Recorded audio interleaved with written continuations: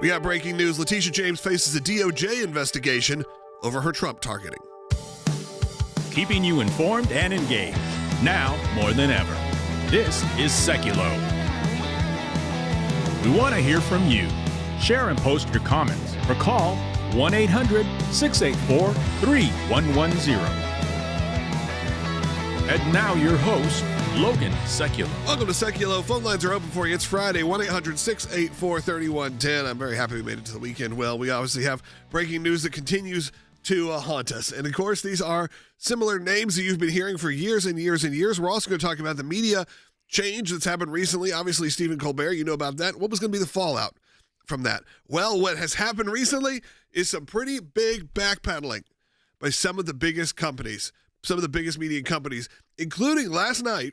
I'll just bring it up right up front. Tonight, on the Tonight Show with Jimmy Fallon, the guests were Good Charlotte, the Jonas Brothers, and Greg Gutfeld. And it was a very funny, non-political discussion promoting his show. This is the day and age we're at right now, where maybe it's scrambling, or maybe it's someone finally in charge saying we have to appeal to everyone. No more of this appealing to half the country. And there's a lot of conversations we can have about that, breaking it down. But, Will, we want to open up with the breaking news story today, which is that there's more news now, as it looks like Letitia James is under investigation, and they'll be opening a grand jury investigation against Letitia James. That's right. So we talked a while back about Letitia James having some issues with a mortgage issue where there was claiming something was her primary residence, getting favorable loan terms when that was out of the state where she was the attorney general. But this isn't related to that investigation where there was a referral to the FBI. This is the Department of Justice that has opened a grand jury investigation into how she handled that civil fraud case that she brought against President Trump during the last election cycle.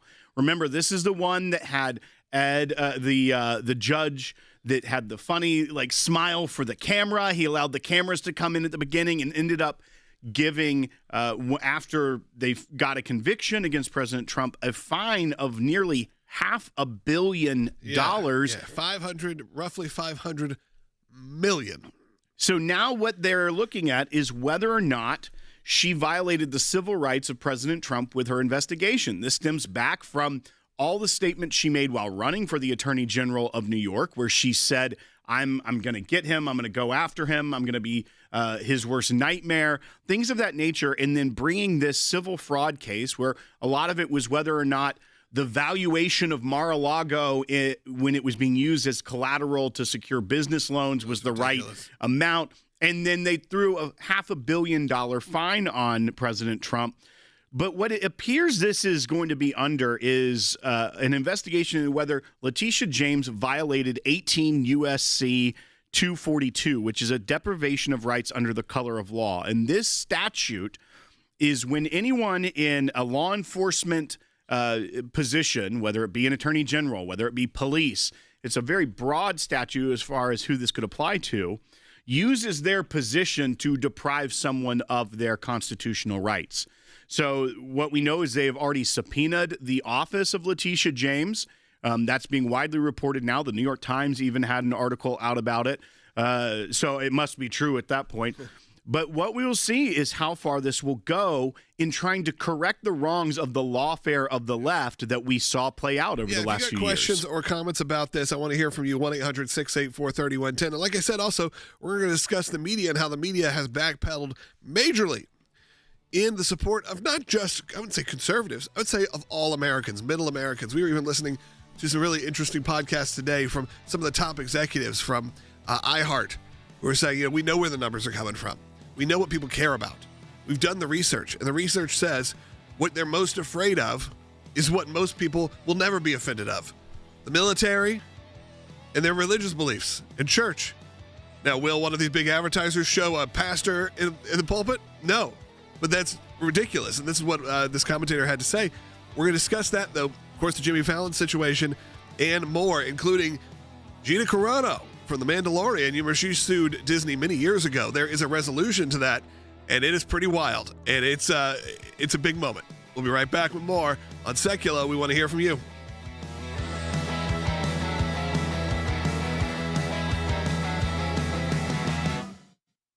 President Trump expected to appear in a Manhattan court for the start of his civil fraud trial. The case is the result of a years-long investigation by New York's Attorney General Letitia James. The lawsuit alleges that former President Trump and his sons exaggerated their business assets for years in order to secure favorable loan terms from lenders. This was an attorney general who ran on getting Trump, and she found this provision that was unique to New York, that you don't have to worry about all of that. You can have all the testimony you want there.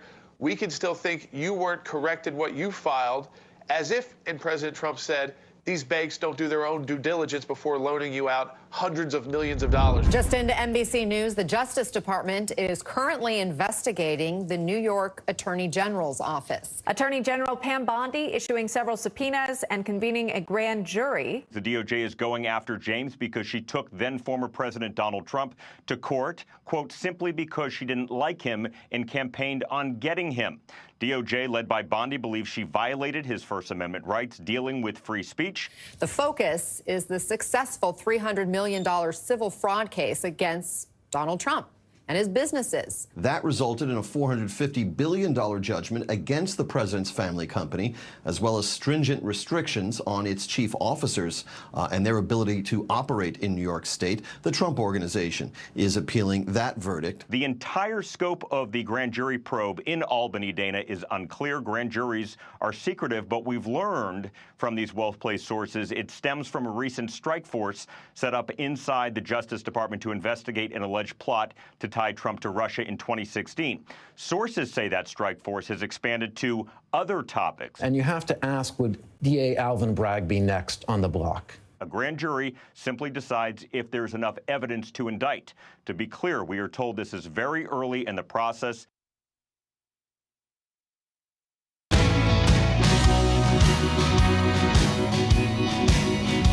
Welcome back to Sekulow. Phone lines are open for you at 1-800-684-3110.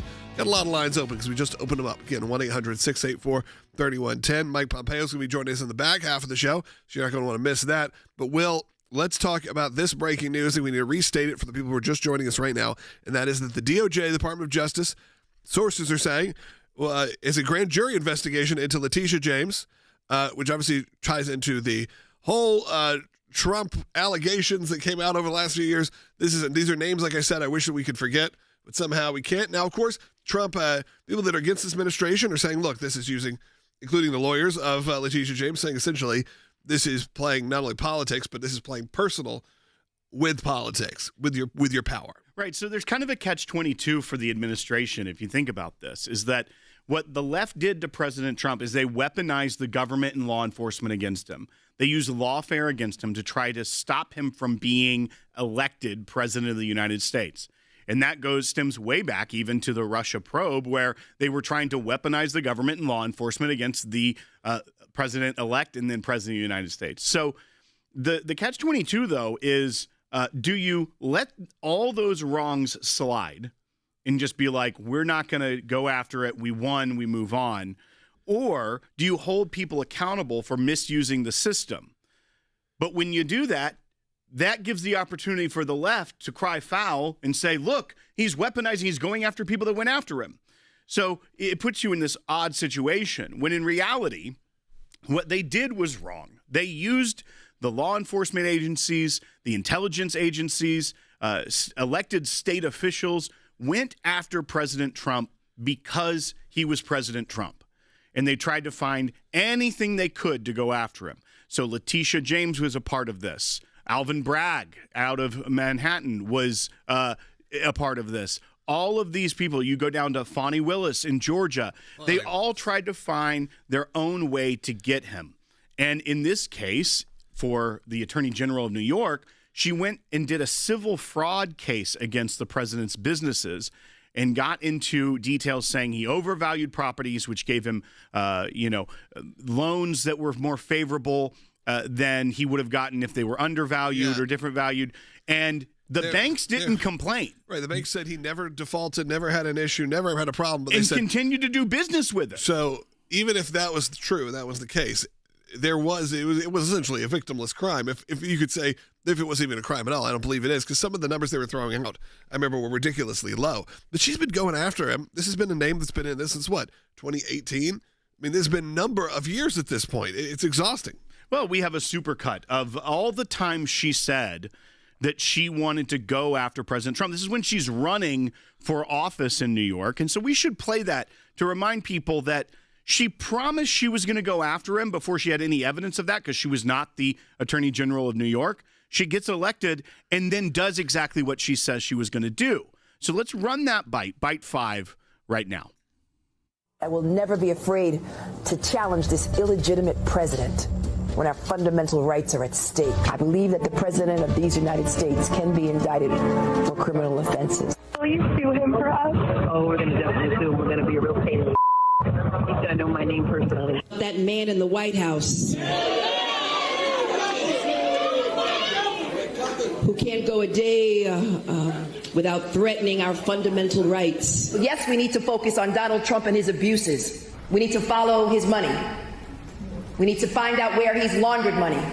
We need to find out whether or not he's engaged in conspiracy. It's important that everyone understand that the days of Donald Trump are coming to an end. I look forward to going into the office of Attorney General every day, suing him, defending your rights, and then going home. So she had made up her mind before she was even in that position of authority. Exhausted for a Friday, guys. That she was going to find out where he's laundered money. She's already convicted him in her mind before having the resources to follow that down. We need to find out whether or not he's engaged in conspiracy. Has already convicted him in her mind before even being in office. And the list goes on.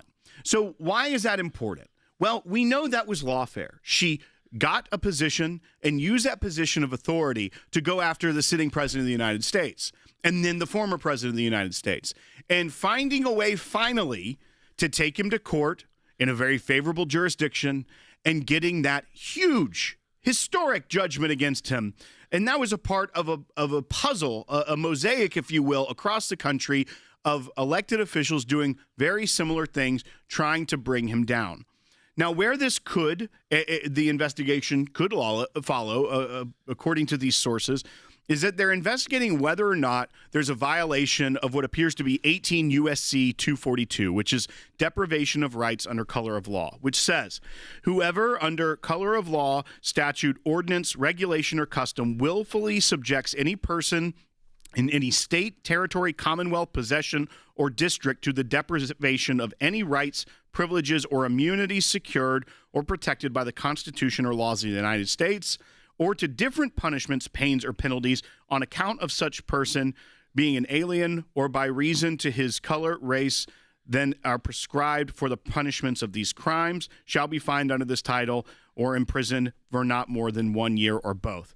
So they are looking at this, and this is a statute that is used against law enforcement if there is suspected racial bias or something on a low level, all the way up to elected officials in these positions of power if they're abusing their office. There's not limits on them, but that's not particularly what they've been used for. Well, it has been used in a broad way. Yeah. But one, it hasn't been used this way because we've also never seen an attorney general of the United States go after a former president in the way that she did. Now, as the other side says, oh, look, he's weaponizing it, going after his enemies, I think the Department of Justice, trying to seek accountability and see if these things went too far, we know they did. It was lawfare. And we've said we need that to stop in this country. The only way you're going to stop it is by hunting this down and seeing if you can bring charges and get a conviction. I want to take a call that's related to this, and hopefully it'll spur you to call in as well. At 1-800-684-3110. We got a few lines open. Let's go to Deborah, who's calling in Oregon. On line 3, you're on the air. Thank you so much, and for all you do, and especially for what you've done against abortion. I will always be grateful. But Letitia James deserves to be investigated, and I'm very glad that she is being so. And now it's her turn to come to an end rather than President Trump. Well, and Deborah, as you mentioned, being investigated, this is the second investigation of Letitia James.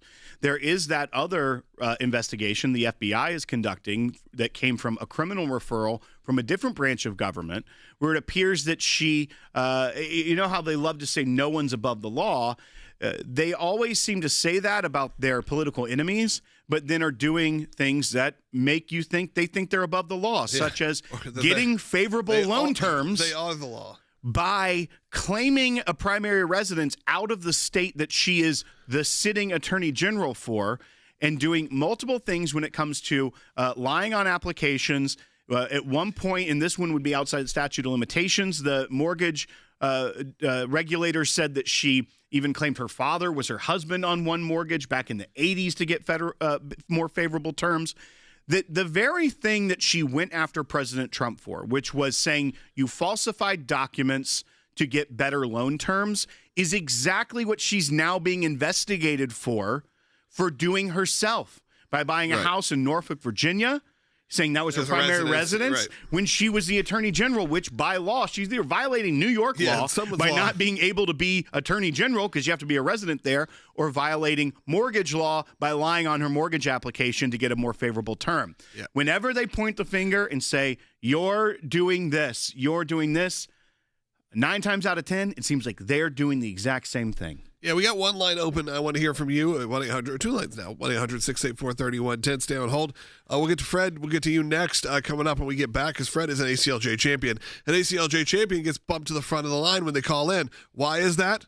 That is because they've decided to support the ACLJ on a monthly recurring basis. That gives us incredible baseline to set our budgets, to know our goals, to be able to accomplish what we want to accomplish. And we can do that with the over 20,000 of you who have decided to become ACLJ champions. You can do that at any level financially. I'm going to encourage you to do it right now, because if you do it right now, there is another champion or donor ready to unlock your first donation and to match it with a pledge gift. So right now, let's say you decide, I want to become a $20 a month ACLJ champion. Great. Well, for this month, there's another person out there who's going to match that $20. And all of a sudden, your donation is doubled. And then, of course, you'll be charged only at $20 and then $20 until you decide to opt out. Hopefully you never do. But we appreciate it, because we're in those 35 years of victory right now. We're going to be hearing from some of the people who have had victories within the ACLJ world over those last 35 years. It's going to be a lot of fun when we can play some of those clips and have some of those guests on, because it's always good to hear from them, the real American people who have dealt with this. Of course, we have been representing everyone from the individual just wants to have a Bible club all the way up to the President of the United States. I encourage you right now, though, to not only give us a call, not only subscribe on YouTube, but take a minute, if you can, if you like this broadcast, if you like what we do in the courts, and subscribe and donate right now. If you become a ACLJ champion, you can scan the QR code that's on your screen right now, and your donation will be doubled. Again, we are celebrating 35 years. It's very important to us to keep that going. It's 35 years of victory. We want that also to be 35 more years of victory. So go to aclj.org, scan the QR code that's on your screen, and we'll be right back.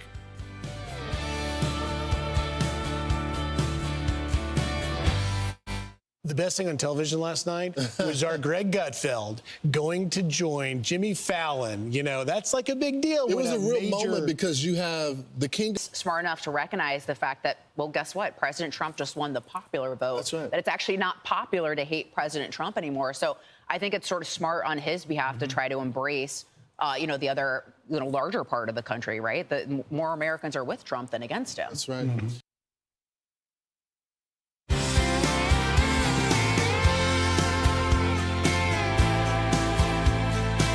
Welcome back to Sekulow. We did want to talk a bit about the move in the media. Now, if you're online right now, if you're on hold right now, we are going to continue the conversation about Letitia James and everything throughout the show. But let's actually go ahead. I'm going to take your call, Fred, because I said I would. An ACLJ champion that someone gives on a monthly basis. Fred, go ahead. You're on the air. Yeah, thank you for taking my call. My only point is that, and I don't think Trump is really a vengeful person, but if he doesn't do something to these people that have screwed him over, then what's going to stop either the left or the right for going after the next guy that gets in there and doing the same? You bring up an interesting point, Fred. Now, do I think he maybe holds some grudges here and there? I think we can probably safely assume that President Trump does that over the time. He's still mad about certain people saying certain things from decades ago. Well, and to be honest, Fred, though, one, I agree with you 100%. Yeah, if this administration doesn't bring accountability to people that weaponized our system in order to go after political opponents, then yes, it degrades the system. And when you also think about, here's what the difference is. In the previous administration, and these actors that were state officials and other things, it was the individual themselves that were saying, I'm going to go after Trump, and then they did it. They had the authority to go into that position. This isn't President Trump making an announcement from a press conference saying, I authorize the investigation into Letitia James. This is the Department of Justice, led by Pam Bondi, using the appropriate mechanisms of the Department of Justice to look into potential crimes and using the process, going through a grand jury investigation, issuing subpoenas to the office of Letitia James, or taking the criminal referrals from other agencies. This isn't President Trump, holding the marionette strings, moving it along. These are capable, accomplished people that know where to look and have a record of securing victories against corruption, and that's what they're doing right now. So, yes, the left will say President Trump is ordering this on his enemies, but I think that's also a misunderstanding of how this works. Yeah, absolutely. Now, I appreciate you calling in about this. We will take more calls about it later on, but we did want to move on with the topic a bit today because we have seen this mass move happen. This is something that I follow very closely as someone that's a member of the media, has been part of the media landscape for the last 20-plus years. I always am following what's going on, what the trends are. And we saw a big movement just a couple weeks ago as Stephen Colbert in The Late Show, which has been a staple since the 90s, since David Letterman's era, on CBS from the Ed Sullivan Theater, was abruptly canceled. Now, a lot of people claimed politics for that. And I was actually kind of quick to say, I'm sure there is some political tie to this, but it also didn't help that Stephen Colbert had recently went after his own network for what he was saying was essentially bowing down to President Trump. But you also had a situation where it costs so much money to have a system, to have a show like that with hundreds of employees when we live in a very different time. And if those companies aren't willing to adjust to the time, they're going to continue to lose money. Now, what's happened has been a pretty strong rebuke from a lot of major media outlets to now try to look at embracing what it is to find not only a conservative fan base, but a fan base that just doesn't want to be preached at all the time. And this happened last night. I think one of the biggest signs I have ever seen, which is on The Tonight Show on NBC with Jimmy Fallon. Someone who, by the way, I got to give it to Jimmy, when his show first launched, was pretty apolitical. He took shots at both sides, but it was very much in the Leno, Carson style. Then, as his ratings started to slip to Stephen Colbert, he became much more political, much more hostile to conservatives to try to compete. Because look, Colbert is number one. Now we are seeing it back up, and maybe there's a relief for Jimmy Fallon because last night his guests not only included Good Charlotte and the Jonas Brothers, it also included Fox News' probably most controversial figure who, at this point, is beating all of them in the ratings, late-night talk show host Greg Gutfeld. And just seeing that graphic pop up was a reminder that we are living in a very different time. And if you don't think that that is a direct response to what is happening to Stephen Colbert, your head's in the sand, because that was wild. Well, and Logan, the fact that we know that Greg Gutfeld's ratings are better than those shows, he's the number one rated late night show. The fact that they're having on a competitor that's beating them from Fox News tells me the producers, the bookers, the people that are in charge over there said, we got to get some of that audience. Yeah, and intentionally treating him kind. Let's bring on the person who's beating us because maybe we can get some of that audience. Yeah. I mean, it had me watch. Right. I watched live Jimmy Fallon for the first time, like live when it was airing. Right. For the first time, and I cannot tell you how long. Look, I'm a fan of that format. I'm sad to see it go. I do think it's a dated format. But that being said, it did get me to turn it on because I go, what's going to happen here? Unlike if it was on, though, I feel like Colbert or Jimmy Kimmel or any of the other hosts, to be honest, Seth Meyers, you would have felt that tension in the room. But Jimmy Fallon, got to give it up for him, treated him with respect. It was all comedy. It was all family stories. It was all stories of their reckless youth. And it was a blast to watch because you forget that is what the American people actually want. This also now comes on the heels of the Walt Disney Company. Lucasfilm, essentially, has finally settled their lawsuit with Gina Carano, who was, if you remember, one of the co-stars on their biggest show on Disney Plus, The Mandalorian, one of my personal favorites. She played Cara Dune, a great character, who abruptly was fired after season 2 because of some of the posts she made on social media that were questioning many things during COVID. She also made some, I would say, some controversial, maybe conservative leaning, but even some more conservative statements. But in general, was making no worse statements than even the lead actor, Pedro Pascal, was making on the other side. And people like Pedro Pascal, by the way, and some of these other people who are involved in the show came out in support of her at the time. But she was fired. They then sued. They went into announced been multiple years lawsuit, and today they announced that they have settled that lawsuit. And I want to read you the statement again. Unbelievable. Think about this as coming from the Walt Disney Company. And again, I have to say, just like with Jimmy Fallon, good for you. Good for you, Walt Disney Company. Good for you, Jimmy Fallon. It says the Walt Disney Company and Lucasfilm are pleased to announce that we have reached an agreement with Gina Carano to resolve the issues in her pending lawsuit against the companies. Ms. Carano was always well respected by her directors, co-stars, and staff, and she worked hard to perfect her craft while treating her colleagues with kindness and respect. With this lawsuit concluded, we look forward to identifying opportunities to work together with Ms. Carano in the near future. So not only stating that we have settled, money has been exchanged, whatever it may be, going so far, so boldly to say she treated everyone with respect. Pretty much, we had nothing to. We shouldn't have done this. We had no basis for no basis for doing this. And by the way, we're going to be hiring her soon. And she put out a statement. Remember, her funding for this case was backed by Elon Musk, by X. She put out a whole statement thanking Elon Musk, thanking X, humble and grateful to God for his love and grace in this outcome. I'd like to thank you all for your unrelenting support. She wants to remain in the arts, which hopes people will join her, which also is telling her people, I feel like, saying, hey, yeah, I may have done a deal with Disney because you're going to see Gina Carano return in some way. Maybe not Star Wars, but there's something else. I think we should keep this conversation going as we head into the next segment because there's also so much more. This is the tip of the iceberg of the tide changing, and you need to be a part of it. And I'm thankful to people like our audience who listen to this show every day, who watch this show every day, depending on if you listen on radio, whether you're watching on Salem News Channel, whether you're watching on YouTube or Rumble, wherever it is. Because you are really not only stirring the pot, but are creating that tide that's going to turn. And look, I'm not saying it has to turn towards conservatives. What I want to do is turn towards just Americans. Be supportive of everybody. Keep your entertainment. But that's why we're here for you with the ACLJ in our 35 years. 35 years of victory. Can you believe that? I'm about to turn 40. I've been doing this since I was 5 years old. I've been part of this. You need to be a part of it as well. Scan the QR code on your screen or go to aclj.org. Make your donation. Second half hour is coming up. Find us broadcasting live on aclj.org.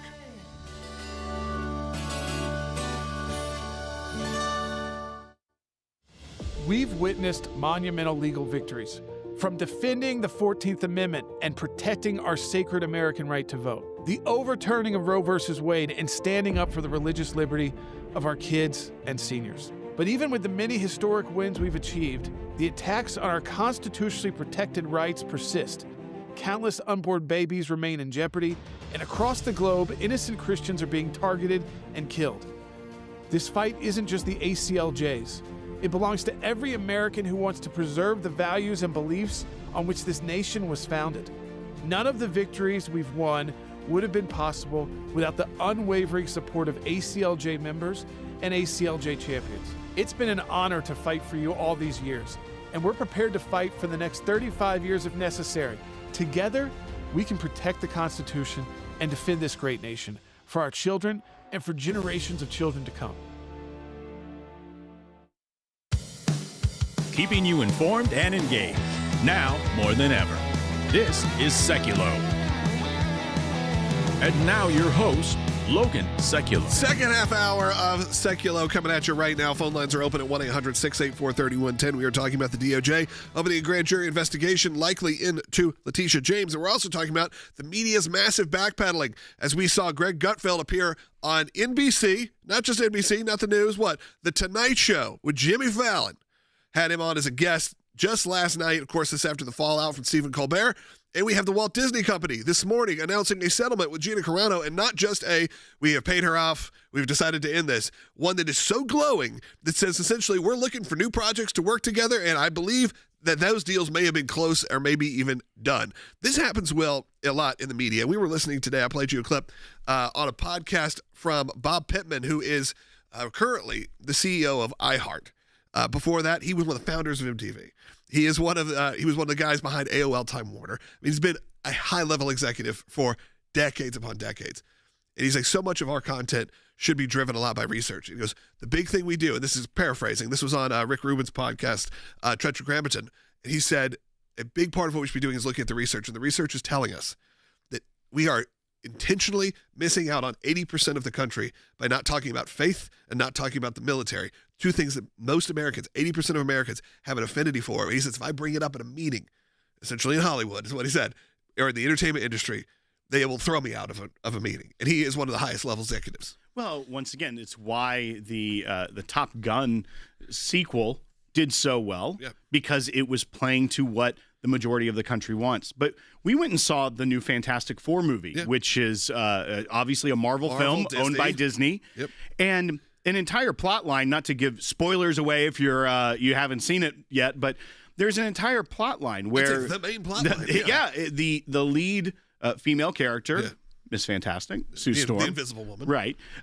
She is pregnant with the first child of she and Mr. Fantastic, that's the first scene of the movie, so you know that. That's not giving too much away. But what is remarkable about that and what they show in this film was, I don't know if they wanted it to be this or even if they thought about this, but it was one of the most beautiful pro-life messages. Yeah. And they were concerned because if you don't know about the Fantastic Four, they were exposed to cosmic radiation, and so they have genetic mutations that occurred from that, and they were concerned if there would be genetic mutations in their child. Yeah. And there's a line of dialogue where they're talking about this, and the scientist father is running all these tests to make sure nothing's wrong with his baby, and they have this conversation where the mother says, like, he will be perfect. Yeah. There is nothing wrong with him, even if there is something genetically different.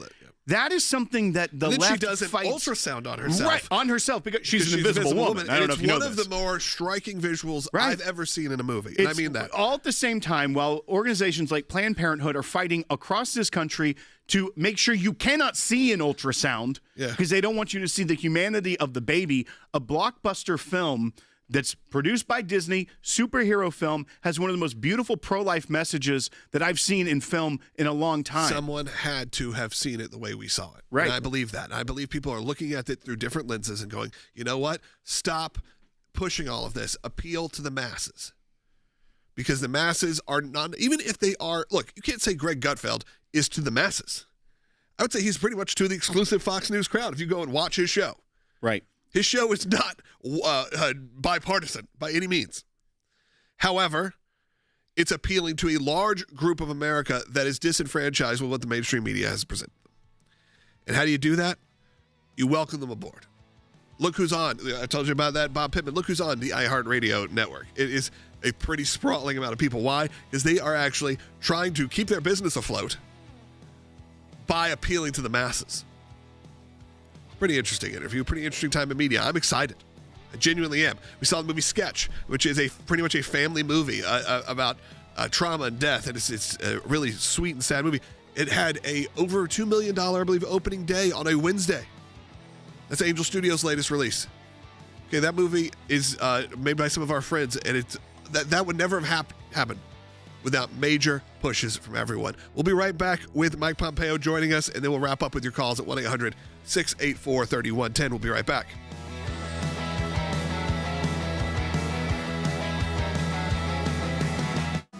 Israel is stepping up its war against Hamas. The Israeli Security Cabinet has approved a plan from Prime Minister Benjamin Netanyahu to take over Gaza City. After Prime Minister Benjamin Netanyahu said he intends to put the entire strip under military occupation. Israel intends to take full control of Gaza in order to destroy Hamas. He said administration of Gaza would eventually be turned over to friendly Arab forces. The Security Council, Dana, met for 10 hours. They met until 4 o'clock in the morning here in Israel. The 5 principles, the key principles are these. 1, Hamas has to lay down its arms. 2, Gaza has to be demilitarized. 3, all the hostages have to be released. And 4, Israel will be responsible for overall security. So if there's an attempt to have a resurgent Hamas or resurgent terrorism, we're the ones who are going to take care of it. And 5, let Gaza be governed by a civilian authority that is not Israel, because I don't want to occupy Gaza forever. I don't want to govern Gaza. I want to have a different governance there that basically is willing to live in peace with Israel and give Gazans a different future. These are the people that raped women in front of their families, that beheaded babies and put them in ovens, that mutilated the bodies of their victims even as the family members watched, and who burned elderly people as they sat in their wheelchair in front of family members, including children. These are people that have held hostages for over 700 days, and they have the audacity to think that anyone is to blame but them. It's why that, frankly, Israel has made the decision they've made. This is, I think, an effort to get both Gaza freed from Hamas and those hostages who are alive and the bodies of the dead back to Israel. Excellent interview, comprehensive plan. It begins by taking Gaza City over 2 months.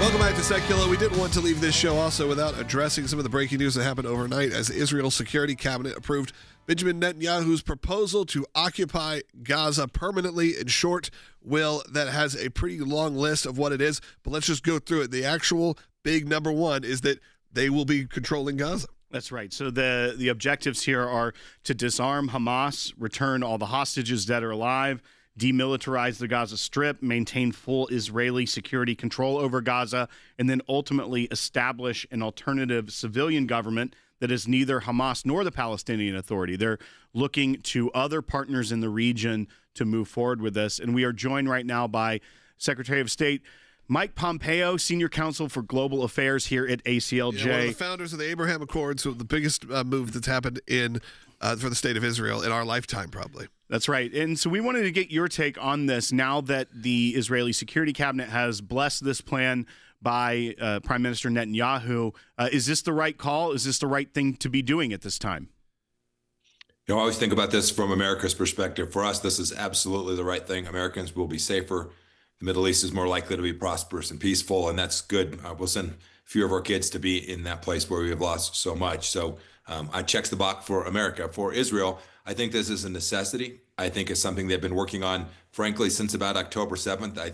They knew in their heart of hearts that they could never allow Hamas to continue, and certainly not Hamas with weapons. And so you see they're going to take all the weapons out. They're going to demilitarize it. It's also very clear that Prime Minister Netanyahu knows this is hard. And his military, the IDF, right, they were reluctant to do this too. It won't be easy to take Gaza City. Hamas won't go quietly, no doubt about that. But they know this is a necessity. And they are waiting for the day when there is a peaceful civilian government there. They'll still have security from Israel, but that they can turn governance of this place back over to the people who live there without the risk of terror to Israel. So a follow-up question to that. Obviously, this is really, we've known Hamas has to be gotten rid of in the Gaza Strip and on the face of the earth. There's no place for Hamas in this world. But the fact that they are doing this now, choosing to do this now, all eyes are going to be on Israel, always have been whenever they do anything to defend themselves. But why now and not years ago? Do you think it has to do with the American government's posture towards them, or it's just the necessity at this time? So I think it's a little of each. There's no doubt that this would have been harder to do with a Biden administration who was not willing to do the things that were necessary to secure America. So I think that's definitely true. But what happened on October 7th just was a game changer for them. They'd had a model where Hamas was able to do its thing. They didn't present a lot of risk to Israel. They received some money from friendly groups, and everybody kind of understood this is the deal. Israel had backed out in 2006. And now they know this is no longer tenable. They know that, and by the way, for the last 2 years, I think there's been this vague hope that somehow Hamas would collapse and it would give up, but they didn't. And they're still holding 50 hostages, 20 some of which are still likely alive.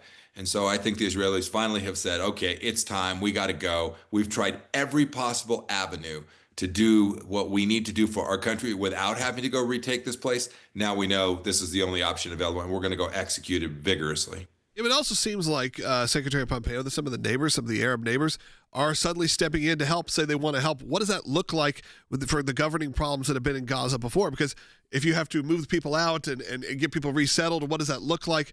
And also, what took them so long? Why now are they now agreeing to this moment? So some of them, I know this history so well, some of them have tried before and they failed. By the way, not just in Gaza, not just in Judea and Samaria, but in Lebanon, in Syria, in Yemen. And it's just been impossible. And I think a lot of the Gulf Arab states just kind of had thrown their hands up. But now they can see there's an opportunity. There's a new sheriff in the United States. There's leadership in Israel that knows what it needs to do. And now I think they can, with the pain that's been inflicted on the Islamic Republic of Iran and the decimation of its proxy forces, there's a chance to invest and build and actually achieve something which would be so amazing for the region. Bring all of these countries to modernity in the same way that the Abraham Accords evidenced the desire of the Emiratis and the Saudis and others to move towards modern times as well. Well, and I wanted to bring that up. You mentioned the decimation of the Iranians, and we are so fortunate here at the ACLJ to have you on about topics like these because you are a wealth of knowledge, and we could talk for hours about it. But the fact also that the Trump administration took those steps to do a preemptive strike on the nuclear facilities, and seeing what Israel also did to the proxy groups. Those proxy groups weren't just a threat to Israel. They were a threat to many of the neighbors of the Gulf Arab states that were in conflict with Iran as well. Do you think that they're seeing a little bit of freedom now, knowing that the radical mullahs in Iran's grip on power, and maybe even with people that are within those neighboring states that would support a more Iranian-style regime, do you think that gives a little bit more freedom to the leadership of those Gulf Arab states with a weakened Iran in that region? 100%. And having President Trump in office doubles down on that. Let's be clear. They know now they can take some risks. They can make some investments in those places, trying to build up Syria, trying to create a structure. They're trying to push back against the remnants of ISIS that still remain. They know they can do that. And if there's a tough day for them, they know that the United States will stand with them. And you couldn't have done the Abraham Accords without the remarkable leadership that was in place in Trump's first administration. In the same way, I think the Israelis would have been much more reluctant to do what they announced last night without an administration that they knew would be supportive of their efforts. The United States plays a huge role here. We've provided munitions and weapon systems and encouragement and intelligence. All of those things have enabled the pushback against Iran that's been achieved. And we ought not, for America's sake, we ought not lose this moment. I want to pivot a little bit, Secretary Pompeo, and discuss the updates that are going on with Russia and Ukraine. We have seen now President Trump make some pretty serious moves towards a meeting with both President Zelensky and Vladimir Putin. They said that could be as early as next week. We did see some movement in Russia specifically, where it looks like this could be headed in the right direction. However, you never know with Russia.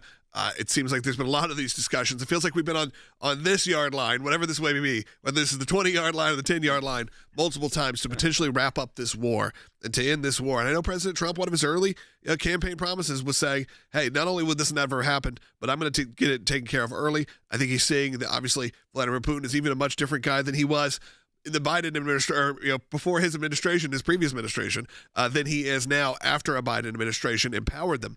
Where do you think we are right now? Do you think getting in the room with these two is going to cause some movement positively? Oh, goodness. Let me take those two questions in sequence. I think you heard the optimism in my voice in the Middle East. I'm much less optimistic here. I just think Vladimir Putin is stuck on stupid and going to continue to remain recalcitrant and is unlikely to actually conduct a ceasefire, or what he really needs to do is stand down and create a long-term peace structure there. I think he's not there yet. He's not ready. There's not been enough pain inflicted. He'll play out as long as he can. The second question is, I think it's very useful for President Trump to meet with President Putin, just as he's met with Zelensky now more than once. He ought to continue to meet with our European allies who have the biggest burden here. We need to get this right. A ceasefire is necessary. It's not sufficient, but I'm hopeful President Trump can convince Putin that you can't just keep throwing missiles at civilians and get away with this. We're going to impose real costs on you. And when he understands that and when he feels it, there's an opportunity for President Trump to achieve his objective. Secretary Pompeo, thank you for joining us as always each week here on Sekulow. We always appreciate your insights. As someone who has been in those rooms, it's always important to hear from people who have actually been involved in what's been going on a world scale, operations like you have. So I appreciate you always taking a little bit of time to explain to our audience what is going on. Now, in the next segment, I want to hear from you. We've now heard from Secretary Mike Pompeo. Now let's hear from the most important voice in the room, and that's always you. 1-800-684-3110. We have a couple calls that are already lined up. Stay on hold. I know some of you have been on hold for nearly a half an hour. Stay on hold. I will get to you coming up. But again, phone lines are open for you. And whether you want to talk about what we did with Secretary Pompeo, Israel, whether you want to go back and talk about Letitia James, or if you want to talk about the media is backpedaling. Or maybe you could say the media is front pedaling. The media actually pedaling towards middle America. Actually moving towards being an entertainment hub once again. One of the best exports of the United States is our entertainment. It's hard to compete with specifically our Hollywood, with the feature film industry. So we're able to impact that and move that forward and show what it is, and the box office doesn't lie.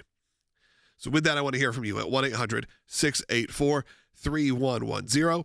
It's 1-800-684-3110 to have your voice heard today as we are now, many days into our 35 years, 8 days in, 35 years of Victory Drive. That's right. You see the gold emblazoned logo right now? I'm going to ask you if you can. And if you've been watching this show for a while, if you've been supporting the work of the ACLJ for a while, you like what we do, you like we're able to provide this without a paywall, it's really easy to support. Scan the QR code, any level, you can make a donation. It'll be doubled this month as we have incredible donors and champions ready to unlock a donation as soon as it's made. That's why we need your support today. Because you can have the same level of lawyers that represent the President of the United States represent you at any time and at no cost. But that's because of people like you who stand up and support. Go to aclj.org. We'll be right back.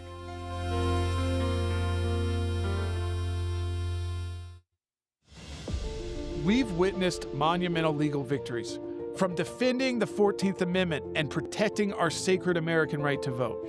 The U.S. Supreme Court rules in favor of former President Donald Trump in his appeal of a Colorado ballot disqualification. Former President Trump will appear on the primary ballot, and this applies not only to Colorado, but also to states across the country. The overturning of Roe v. Wade and standing up for the religious liberty of our kids and seniors. Right now, new laws banning abortion are taking effect in several states. Just hours after the court overturned the landmark Roe v. Wade decision, leaving it to states to decide whether abortion is legal. But even with the many historic wins we've achieved, the battle is far from over. The attacks on our constitutionally protected rights persist. Countless unborn babies remain in jeopardy, and across the globe, innocent Christians are being targeted and killed. At the ACLJ, we've redoubled our commitment to defending life and liberty across this country and around the world. Thank you, Mr. Vice President. Violence against Christians in the Democratic Republic of the Congo has reached alarming levels in recent months. In February 2025, the ADF, a terrorist group affiliated with the Islamic State, massacred 70 Christians in brutal attacks that targeted places of worship. This fight isn't just the ACLJ's, it's all of ours. It belongs to every American who wants to preserve the values and beliefs on which this nation was founded. None of the victories we've won would have been possible without the unwavering support of ACLJ members and ACLJ champions. It's been an honor to fight for you all these years, and we're prepared to fight for the next 35 years if necessary. Together, we can protect the Constitution and defend this great nation for our children and for generations of children to come.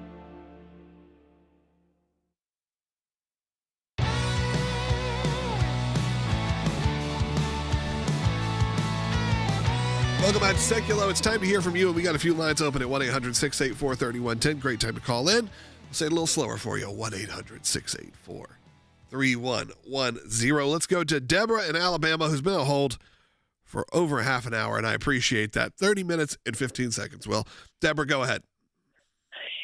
To get back on that topic we were talking about, Letitia. Yeah, Letitia James.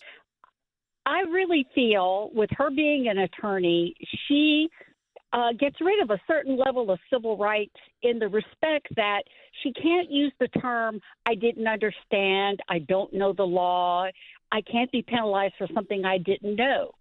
And when she did what she did on her house loans, she really can't claim she just didn't understand. But the other thing I'd like to see us go after, not just the criminal aspect, but I'd like us to go after her ethically. I mean, she's got to swear an oath. Our politicians do that. Our judges, all of them do that. And ethics has teeth. And I would like to see that they go after both her for criminal problems coupled with the ethics.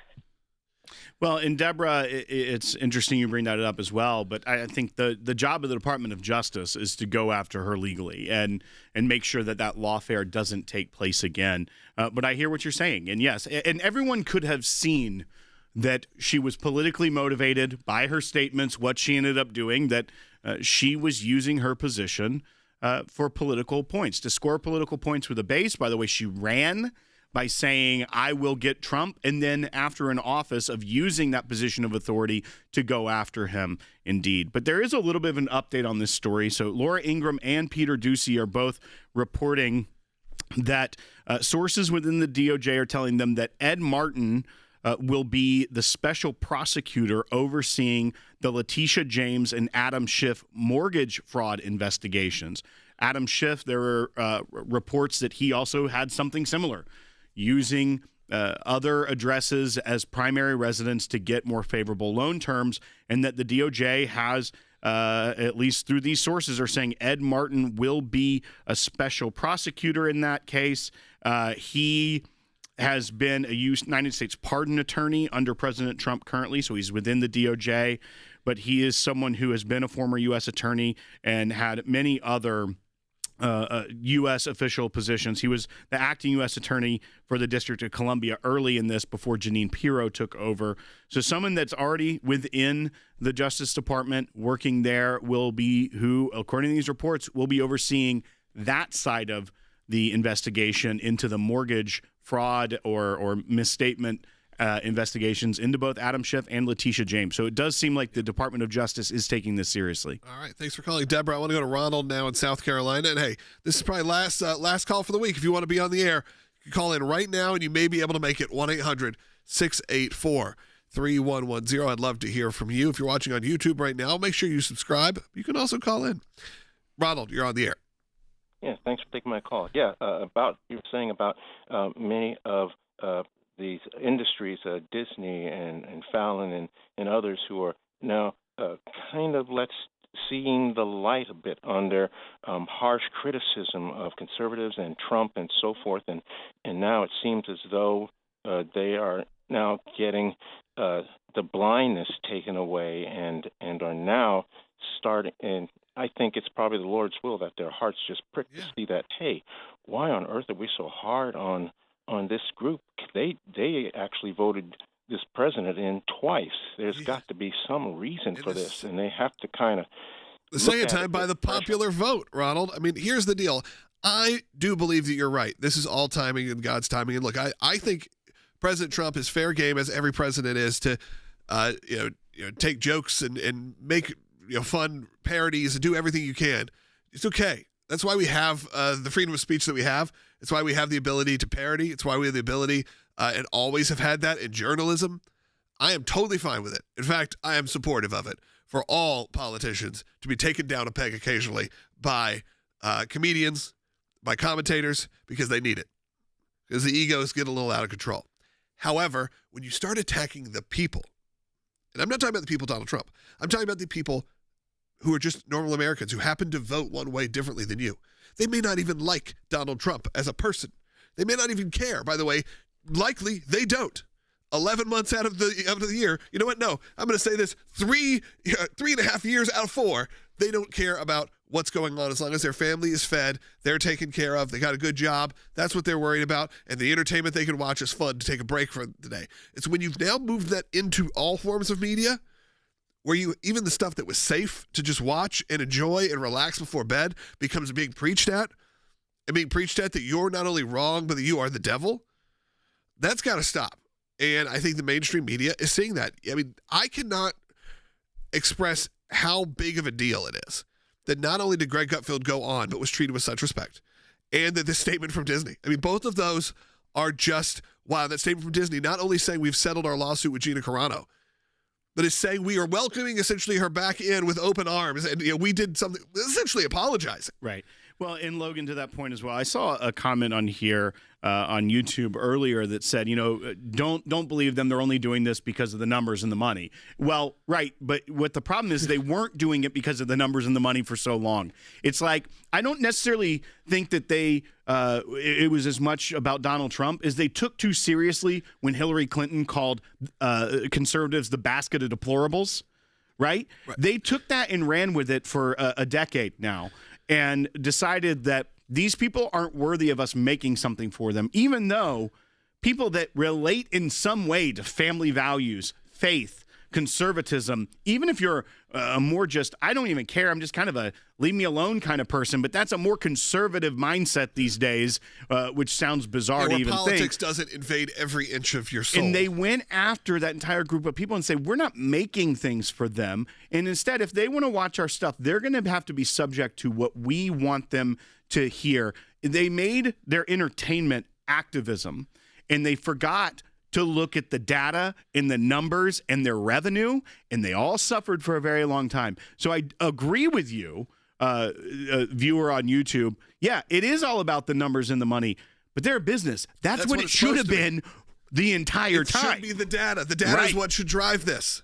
Okay, they're not a ministry. They're not a political action committee. They are NBC. They are ABC. They are the Walt Disney Company. Okay, this is not where you're supposed to be turning to for your politics. Again, I think this is a big move. I think we're going to stay watching this because I think you're going to see major changes. You're going to see a breath of fresh air in media, and I hope so. Unfortunately, James, we're not going to be able to get to you today. Let's make sure James gets held over for next week. We'll do our best to get to you early on next week. I did want to take this last minute of the show and really tell you, it is on the last day of our first week here on the ACLJ's 35 Years of Victory Drive. Your donations are doubled right now at ACLJ.org. We'll give you a number. It was something of close to 900. We had over 800 different cases and legal matters just in the past year. Think about that as work days and how many, that's new. That's exclusive legal actions that had to take place. So imagine that daily. The amount of team, the amount of lawyers you have to have, the amount of media team you have to have, people to just send an email and pick up the phone. This is a massive, massive undertaking. And we want to be there for you when you need help as well. And we want to make sure this show continues. That's just as important. Make sure voices are being heard. So I'm going to ask you to think about it, pray about it, and if you can, go to ACLJ.org right now, scan the QR code. Your donation will be doubled through the month of August. Talk to you on Monday.